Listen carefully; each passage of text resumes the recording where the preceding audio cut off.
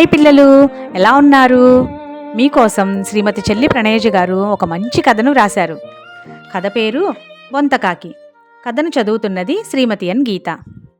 ఇంకెందుకు ఆలస్యం, మొదలు పెడదామా? ఒకానొక అడవిలో రకరకాల పక్షులు ఎంతో కలిసికట్టుగా జీవిస్తూ ఉండేవి. ఒకరోజు ఎక్కడ నుండో ఒక బొంతకాకి వచ్చి బిక్కుబిక్కుమంటూ ఒక చెట్టు కొమ్మ మీద ఒదిగి కూర్చుంది. దానిని అలా చూసిన ఆ చెట్టు మీది పక్షులు ఎంతో ప్రేమతో దానితో మాట్లాడి అది ఎక్కడి నుండి ఎందుకు వచ్చిందో కనుక్కున్నాయి. ఏమి చెప్పను అక్కల్లారా, పెద్ద వాన వచ్చి మేము ఉంటున్న చెట్టు పడిపోయింది. మా వాళ్ళందరూ చనిపోయారు. నేను ఇక అక్కడ ఒంటరిగా బ్రతకలేక ఎగురుతూ ఉంటే ఈ అడవి కనపడింది అంటూ ఆయాసపడుతూ కళ్ళు మూసుకుంది. బొంతకాకిని చూసిన పక్షులన్నీ జాలిపడి ఒక చెట్టు మీద గూడు కట్టి దానిలో దానికి కొంత ఆహారం కూడా పెట్టాయి. కొంతకాలం అందరితో స్నేహంగా ఉంది బొంతకాకి. ఆ తరువాత ఒకరోజు కోకిలను చూసి, కోకిల, ఏంటి నువ్వు అంత నల్లగా ఉన్నావు అని పకపకా నవ్వింది బొంతకాకి. అది విన్న కోకిలతో పాటు మిగతా పక్షులు కూడా అవాక్కయ్యాయి. కాని బొంతకాకిని ఏమీ అనలేదు. ఏయ్ రామచిలుక, నిన్ను కూడా ఆకనుకున్నాను, ఇంకోసారి ఆకుల మధ్య కూర్చోవద్దు అంది. రామచిలుక ముఖం మార్చుకుంది.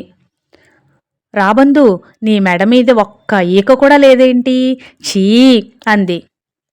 గుడ్లగుబ తాత, నీ కళ్ళేమిటి అలా ఉన్నాయి? నీ ముఖం చూస్తే నవ్వొస్తుంది అంది. అలా ప్రతిరోజు పక్షులను తన మాటలతో బాధ పెట్టసాగింది. బొంతకాకి ఎందుకు అలా ప్రవర్తిస్తుందో అర్థం కాలేదు వాటికి. దానికి ఎలా బుద్ధి చెప్పాలో తెలియక తికమకపడ్డాయి. అప్పటి నుండి బొంతకాకి దూరంగా ఉండసాగాయి. ఒకరోజు ఒక హంస దాని స్నేహితురాల్ని కలవడానికి ఆ అడవికి వచ్చింది. స్నేహితురాలతో కాసేపు మాట్లాడి తర్వాత మాటల మధ్యలో బొంతకాకి విషయం వచ్చింది. ఎలాగైనా కాకికి బుద్ధి చెప్పాలనుకుంది హంస.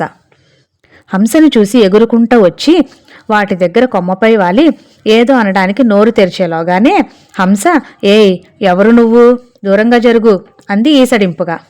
అంతవరకు అలాంటి మాటలు వినని కాకి ఆశ్చర్యంతో నోరు తెరిచింది.